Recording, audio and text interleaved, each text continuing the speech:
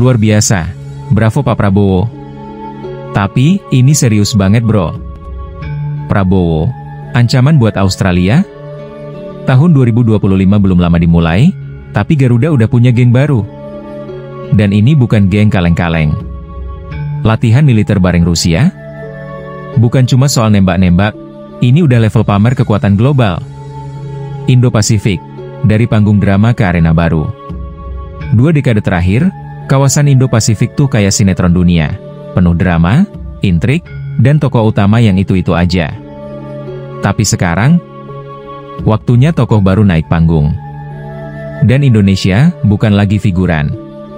Selama 2 dekade terakhir, kawasan Indo-Pasifik itu ibarat sinetron prime time dunia. Penuh drama, penuh intrik, dan, jujur aja, tokoh utamanya yaitu itu terus. Amerika selalu jadi pahlawan yang datang terakhir tapi ngaku paling berjasa. Tiongkok sering jadi karakter misterius yang diam-diam ngatur plot dari balik layar. Jepang muncul kadang-kadang kayak bintang tamu yang habis kontrak. Tapi sekarang, skripnya mulai berubah. Penonton bosen sama cerita lama. Dunia butuh pemain baru, alur baru, dan gaya baru. Dan inilah momen Indonesia. Dari peran pembantu yang sering dipotong di editing, jadi aktor utama yang mulai megang dialog penting. Bukan karena tiba-tiba jago akting, tapi karena kita udah lama belajar. Kita tahu medan, kita paham konflik, dan kita punya satu hal yang gak semua negara punya, posisi strategis atau suara moderat.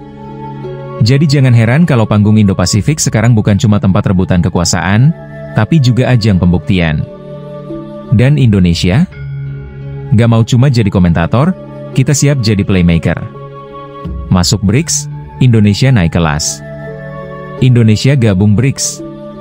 Bukan cuma nimbrung, tapi masuk geng elit dunia, bareng Brazil, Rusia, India, Tiongkok, dan Afrika Selatan. Ini bukan klub arisan biasa, bro. Ini aliansi ekonomi politik yang bisa ngerubah peta dunia.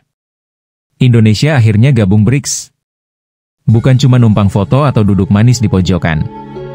Kita masuk beneran, bro. Bukan undangan nikahan yang dateng buat makan lalu pulang. Ini level geng elit dunia, isinya negara-negara yang, kalau ngomong, dunia mulai nyimak. Brazil, Rusia, India, Tiongkok, Afrika Selatan, dan sekarang, Indonesia. Dulu mereka disebut emerging economies. Sekarang, mereka udah mulai nentuin arah ekonomi global. Dan Indonesia?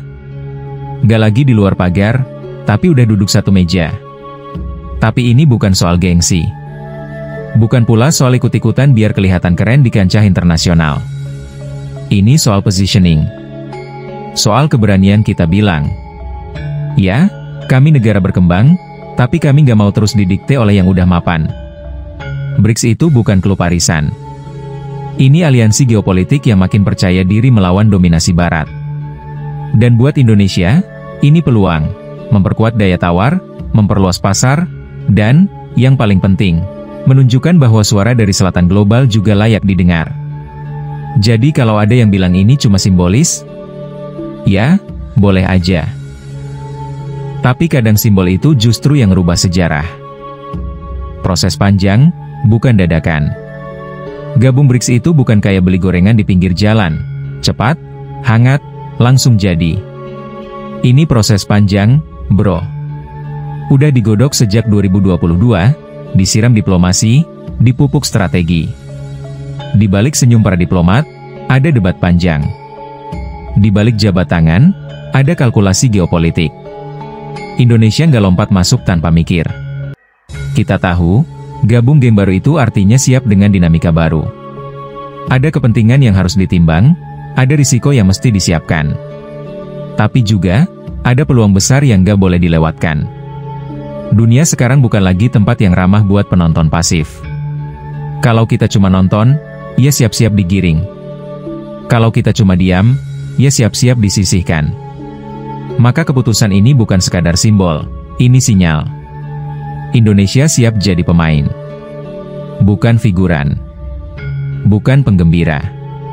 Tapi aktor strategis yang tahu kapan bicara, dan kapan bertindak. Karena di dunia yang penuh drama kekuasaan, yang bertahan bukan yang paling kuat, tapi yang paling cerdas dan berani main cantik. Sindiran lembut di forum global. Di forum-forum internasional, presiden kita tampil makin garang, tapi tetap elegan. Pakai jas, bicara pelan, tapi isinya pedas berkelas. Dunia butuh keseimbangan, bukan dominasi, katanya. Enggak nyebut siapa-siapa. Tapi audiens internasional tahu persis. Itu bukan sekadar kalimat manis. Itu kode keras. Untuk siapa? Ya, buat yang selama ini suka atur-atur dunia sesuka hati. Amerika? Mungkin. Australia? Bisa jadi. Yang jelas, mereka yang selama ini merasa punya remote buat ngeklik nasib negara lain mulai gerah. Indonesia nggak lagi jadi negara yang cuma manggut-manggut di forum global. Sekarang, kita bisa ngomong. Bahkan nyindir dengan santun. Bukan buat cari ribut, tapi buat nunjukin. Kita ngerti permainan ini. Dan kita nggak mau terus dijadikan pion. Karena dunia ini bukan milik satu blok atau satu negara. Kalau mau damai, ya harus adil. Kalau mau stabil, ya harus setara. Dan kalau ada yang alergi sama kata keseimbangan, mungkin karena selama ini mereka terlalu nyaman duduk di atas timbangan. Australia, panik mode on. Australia langsung waspada. Mereka makin ngotot bangun basis militer di utara, rajin latihan bareng AS Inggris, bahkan kapal selam nuklir nongkrong di pelabuhan. Tapi dari kacamata Indonesia, itu bukan iseng-iseng, itu tekanan politik terselubung. Begitu Indonesia makin akrab sama BRICS dan latihan bareng Rusia, Australia langsung pasang radar. Mode, waspada maksimal. Atau bahasa sederhananya, panik. Mereka mulai rajin upgrade basis militer di utara. Latihan bareng Amerika dan Inggris makin sering, makin mahal, makin dramatis. Bahkan, kapal selam nuklir nongkrong santai di pelabuhan. Bukan buat wisata, bro. Tapi buat kirim pesan. Hei Indo, jangan macem-macem ya.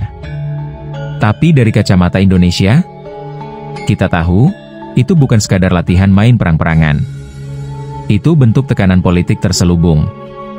Senyum depan, gertak belakang. Padahal kita cuma pengen posisi adil di meja global.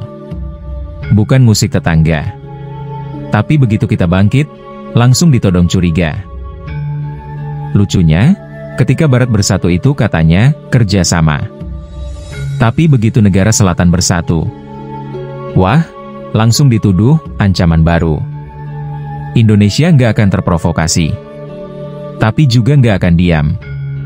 Karena dalam dunia yang penuh basa-basi ini, diam itu bisa berarti disetir. Dan bangsa kita udah belajar terlalu lama untuk tetap jadi penonton. Insiden Maret 2025, kapal perang nyasar? 3 kapal perang AUKUS masuk wilayah udara Indonesia. Katanya sih, salah navigasi, tapi Jakarta ngamuk. DPR manggil sidang darurat, nyebut ini agresi lembut yang nyerempet harga diri bangsa. Jadi gini gan ceritanya, Maret 2025. Langit Indonesia dikagetkan oleh 3 kapal perang AUKUS. Fakta AUKUS adalah perjanjian keamanan trilateral antara Amerika Serikat, Inggris, dan Australia. Masuk wilayah udara kita, santai kayak di rumah sendiri. Dalihnya yang dilihat sebagai upaya baru meredam pengaruh militer Cina di kawasan Indo-Pasifik, meski ketiga negara itu tidak menyinggung Cina dalam fakta mereka.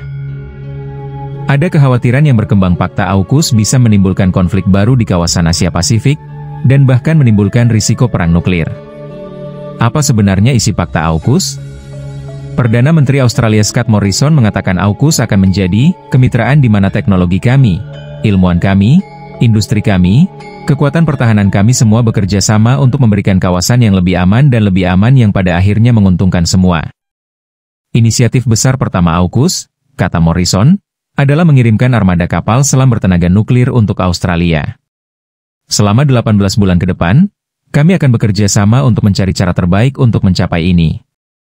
Ini akan mencakup pemeriksaan intensif tentang apa yang perlu kita lakukan untuk menjalankan tanggung jawab penatagunaan nuklir kita di sini di Australia, katanya, seperti dikutip dari The Indian Express. Percaya gak, Gan? Dengan yang dikatakan Australia itu. Lanjut. Setelah dikonfirmasi TNI, kita Gan 3 kapal perang AUKUS masuk wilayah udara Indonesia. Dalihnya? Salah navigasi. Katanya GPS-nya error. Serius, bro? Ini kapal perang, bukan ojek online. Jakarta? Langsung merah padam. TNI siap siaga, DPR langsung panggil sidang darurat. Nada bicara politisi? Enggak ada basa-basi. Ini bukan salah jalan. Ini nyerempet harga diri bangsa. Media heboh. Warganet ngamuk. Dan rakyat mulai sadar. Ternyata, kedaulatan itu bukan cuma soal batas peta. Tapi soal harga diri dan posisi kita di mata dunia. Tapi yang paling menarik, reaksi diplomatik Indonesia kali ini beda. Enggak cuma kirim nota protes, tapi juga sindiran tajam di forum internasional. Bahas pentingnya menghormati wilayah negara lain. Sambil senyum tipis penuh makna.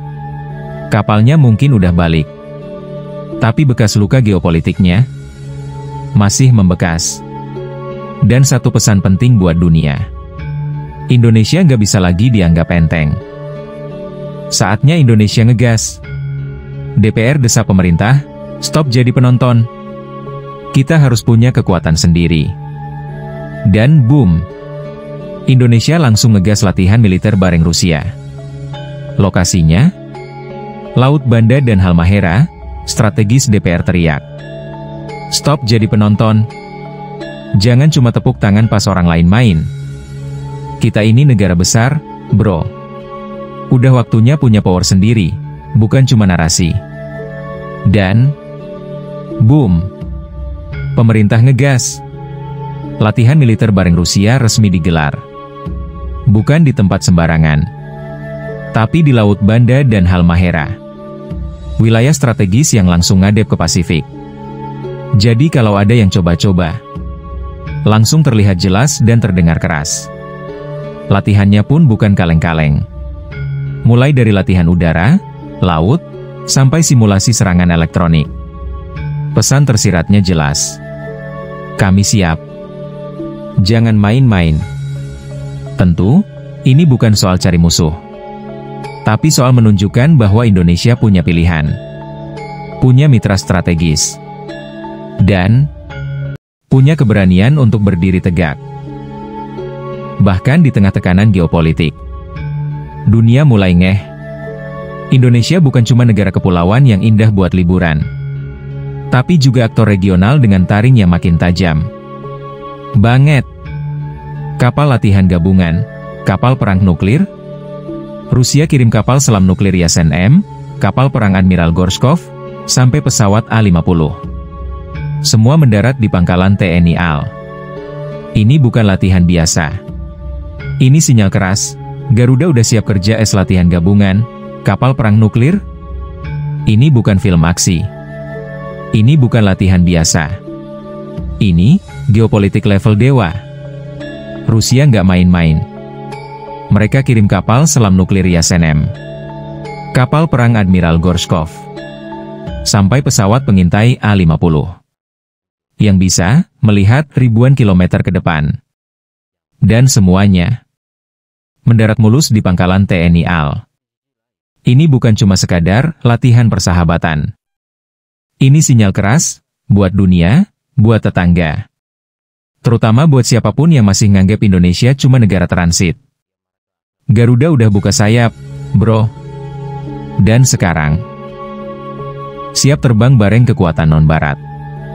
Tentu, ini bikin banyak negara waspada. Apalagi yang selama ini ngerasa jadi bos besar di kawasan. Tapi buat Indonesia, ini soal kedaulatan. Soal menunjukkan kita bisa bangun aliansi tanpa harus nurut sama satu kutub kekuasaan. Bukan nyari ribut. Tapi kalau ada yang nyenggol, ya, Garuda juga bisa nyetrum. sama-sama kekuatan non-barat. Putin, Indonesia itu mitra strategis. Di tengah dinginnya Kremlin, Putin ngomong serius, dan dunia langsung nahan napas. Kami nggak akan diam kalau mitra kami diganggu sepihak. Bukan sekadar basa-basi diplomatik. Ini kode keras level internasional. Dan mitra yang dia maksud? Indonesia, bro. Boom. Media global langsung nulis besar-besar. Indonesia is a game changer. Dulu, Indonesia disebut non-blok, tapi sering dianggap non-faktor. Sekarang, jadi poros baru. Jadi kartu as di meja kekuasaan dunia. Tapi tenang, ini bukan soal ikut blok kiri atau kanan. Bukan soal cari perlindungan. Tapi bangun posisi. Posisi sebagai negara yang bisa bilang, kami berteman sama siapapun, selama kamu gak maksa kami ikut aturan kamu. Indonesia bukan pion. Bukan papan catur. Kita mulai main sebagai pemain utama. Dan di titik ini, pertanyaannya bukan lagi, siapa kawan kita? Tapi, siapa yang layak jadi kawan buat Indonesia yang baru ini? Api gelombang geopolitik baru. The Diplomat, lahirnya non-blok baru dengan taring. RT Global Times, solidaritas anti-hegemoni Barat. Di Australia, demo besar-besaran, rakyat mulai muak sama Amerika. Bahkan senator Partai Hijau usul, keluar dari AUKUS. Gelombang geopolitik baru. Koran-koran dunia mulai nyusun paragraf dengan nada baru. Bukan lagi soal siapa paling kuat, tapi siapa yang berani berdiri sendiri. Koran The Diplomat nulis, lahirnya non-blok baru dengan taring. Bukan gigi susu. Taring, bro. Artinya, siap menggigit kalau ditindas.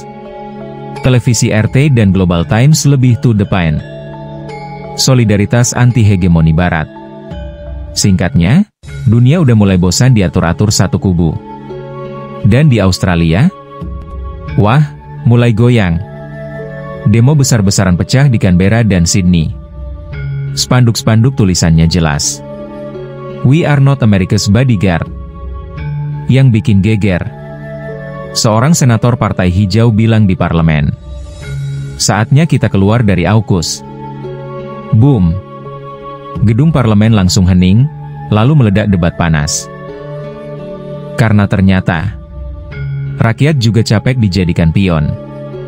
Dan yang paling menarik, gelombang ini bukan dipimpin dari Washington atau Beijing, tapi dari negara-negara yang dulu dianggap penonton. Termasuk kita. Indonesia. Dunia sedang shifting. Dan Garuda bukan lagi ikut arus. Kita mulai jadi arus. Aliansi diam-diam, Indonesia-Rusia. Bocoran, Indonesia-Rusia bikin strategic defense sepak. Tukar intelijen, pelatihan pasukan elit, sampai penjajakan rudal S-500 di Kalimantan. Enggak main-main, bro. Aliansi diam-diam, Indonesia-Rusia. Di balik layar, jauh dari sorotan kamera media Barat, Jakarta dan Moskow ngobrol serius. Bukan cuma kopi sore diplomatik, tapi meja bundar level dalam. Dan hasilnya, strategic defense sepak. Simbol benturan tukar intelijen? Cek. Bisep kekar latihan pasukan elit bareng? Cek. Roket penjajakan rudal S-500 buat pertahanan udara Kalimantan? Bro, itu udah next level. Bukan lagi sekadar jaga pantai. Ini udah bicara soal menjaga langit dan kedaulatan dari atas awan. Dan kenapa Kalimantan? Karena Nusantara, ibu kota baru, butuh perisai. Kalau kita mau jadi poros dunia, kita juga harus bisa bilang ke dunia, jangan main-main di halaman kami. Di saat negara lain sibuk cari sekutu buat dagang, kita cari mitra buat bertahan. Dan Rusia? Lagi cari partner yang gak cuma ikut-ikutan, tapi berani berdiri tegak. Dan Indonesia mulai dianggap sepadan. Uang bersayap dolar minggir, rubel rupiah maju. Dari sisi ekonomi, Indonesia-Rusia pakai mata uang masing-masing. Ditambah, Cina ikut nimbrung lewat skema yuan rupiah buat proyek obor. Ini langkah dedolarisasi besar-besaran. Dolar minggir, rubel rupiah maju. Kalau dulu setiap transaksi harus lewat si abang hijau. Sekarang, rubel dan rupiah salaman langsung. Gak perlu lewat Washington dulu, bro. Rusia bilang, cukup udah dikendalikan dolar. Indonesia jawab, kita butuh kedaulatan ekonomi, bukan sekadar izin dagang. Dan tiba-tiba, Cina masuk ring, bawa yuan lewat proyek obor, One Belt One Road. Jalur sutra baru? Iya. Tapi sekarang, dompetnya bukan lagi dolar. Ini bukan sekadar soal mata uang. Ini soal kekuatan menentukan arah sendiri. Dedolarisasi. Bukan teori konspirasi. Tapi strategi nyata yang bikin Pentagon gelisah dan Wall Street garuk-garuk kepala. Karena kalau negara-negara mulai dagang tanpa dolar, Amerika gak cuma kehilangan untung, mereka kehilangan kendali. Dan Indonesia, lagi-lagi jadi pion penting, yang tiba-tiba berubah jadi raja di papan catur. IMF, The Fed, gigit jari. IMF, The Fed makin waspada. Australia coba hasut ASEAN, gagal. Malaysia, Vietnam malah kirim pengamat militer. Filipina mulai netral. Dunia pelan-pelan geser ke poros baru. Ketika rubel, rupiah, dan yuan makin mesra, IMF, The Fed mulai panik. Mereka biasa jadi wasit, sekarang cuma bisa nonton dari bangku cadangan. Australia panik, mulai gerilya lobi ASEAN. Jangan ikut-ikut ya. Tapi hasilnya, gagal total. Malaysia malah kirim pengamat militer. Vietnam ikut nimbrung, diam-diam belajar taktik. Filipina, yang biasanya vokal, sekarang mulai netral. Dunia mulai shifting. Dari poros lama yang penuh dominasi, menuju poros baru yang lebih berani. Dan IMF, biasanya tinggal angkat telepon, sekarang, sinyalnya putus. Negara-negara mulai bilang, kami bisa sendiri, tanpa hutang bersyarat. The Fed cuma bisa mikir, kalau dolar gak dipakai, siapa yang beli utang kami? Welcome to the New World Order, where Washington isn't the only boss anymore. Pidato Presiden, kedaulatan harga mati. Di depan DPR, Presiden bilang, kita bukan bangsa yang bisa diatur asing. Kedaulatan adalah harga mati. Netizen, auto semangat. Pengamat, ini kebangkitan nasional jilid 2. Pidato Presiden, kedaulatan harga mati. Di depan DPR, dengan suara lantang dan mata tajam, Presiden RI berdiri dan berkata, kita bukan bangsa yang bisa diatur asing. Kedaulatan adalah harga mati. Gedung DPR gemuruh. Tepuk tangan, teriakan semangat, bahkan anggota yang biasanya ngantuk pun ikut berdiri. Netizen langsung trending. Garuda udah bangun, bos. Ini baru presiden, bukan penjaga etalase asing. Para pengamat politik nyebut ini kebangkitan nasional jilid 2. Bukan cuma soal ekonomi atau aliansi militer, tapi soal martabat bangsa. Indonesia kita bukan negara kecil yang bisa didikte. Bukan pion yang pasrah di papan catur global. Kini, Indonesia berdiri. Bukan di belakang siapa-siapa, tapi di samping siapa yang adil, dan di depan siapa yang semena-mena. Indonesia bukan lagi negara non-blok biasa. Sekarang kita jadi penggerak poros kekuatan baru. Didukung BRICS. Punya backup Rusia. Punya strategi. Dan punya taji. Indonesia bukan lagi negara non-blok biasa. Dulu kita dikenal netral. Diam. Duduk manis. Sekarang, kita jadi penggerak. Pemicu poros baru dunia. Didukung BRICS. punya backup Rusia, punya strategi, dan yang paling penting punya taji. Ini bukan soal cari musuh, tapi soal nunjukin kami berdaulat. Kami siap berdiri sendiri. Indonesia nggak lagi cuma jadi penonton dalam geopolitik global. Kita ikut nulis skripnya. Dunia berubah, bro. Dan Garuda udah buka sayap, siap terbang tinggi, tanpa perlu izin siapapun. Zirkon, rudal hipersonik Rusia siap tempur. Walau belum ada yang nembak, tapi kapal selam Rusia bawa rudal Zirkon, bisa hajar pangkalan militer Australia dalam hitungan menit. Zirkon, rudal hipersonik Rusia siap tempur. Tenang, belum ada yang nembak. Tapi jangan salah, kapal selam Rusia yang nongkrong di perairan kita itu bukan bawa sembako. Zirkon, rudal hipersonik. Kecepatannya 9 kali kecepatan suara. Target bisa hajar pangkalan militer Australia dalam hitungan menit. Ini bukan ancaman. Tapi, kalau lo nekan kami juga bisa nekan balik. Indonesia kirim pesan. Jangan main-main di halaman rumah kami. Kami cinta damai, tapi nggak buta arah angin. Garuda nggak terbang sendiri lagi. Dulu kita netral. Sekarang kita punya sayap nuklir di belakang. Dan dunia lagi nahan napas. Garuda nggak terbang sendiri lagi. Dulu, Indonesia tuh kayak penerbang solo. Kita netral, tenang, nggak mau terlibat banyak urusan dunia. Tapi sekarang, Garuda terbang dengan sayap nuklir di belakang. Kekuatan baru. Bukan cuma jaga jarak lagi, tapi main di level global. Dan dunia, sekarang mereka semua nahan napas. Garuda nggak cuma terbang, tapi siap mengguncang langit. Kawan, dunia mungkin lagi panas, tapi hati kita harus tetap adem.